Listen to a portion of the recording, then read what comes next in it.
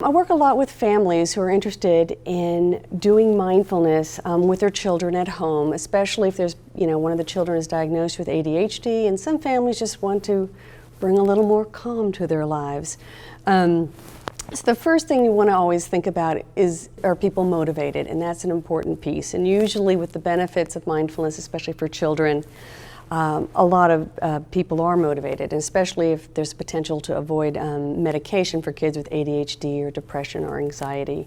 It's really a lifestyle change, and it sounds kind of trivial until you actually try to do it yourself, and then you're like, oh my goodness, this really does force me to change how I go through my day. And part of the reason is that most of us are kind of running around in a slightly frenetic, stressed out state most of the day.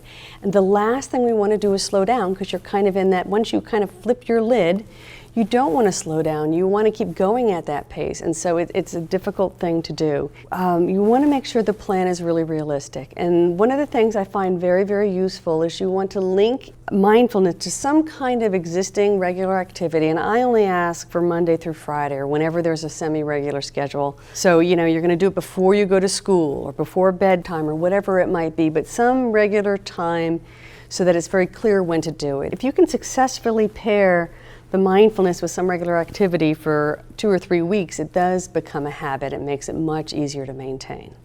And then you really want to look at potential barriers or distractions. What room is the right place? Where are people going to sit? That sort of thing. And actually for all students, before they do their homework is a really great time, because actually doing mindfulness before homework, when it comes time to take the test, they can do a little bit of mindfulness and actually recall the information. It's a nice little trick to help the grades stay high. And again, 5 days a week, and you're going to start small, 1 to 5 minutes. And for families, 1 to 2 minutes, especially the younger the kids, the more appropriate, the smaller the time frame is.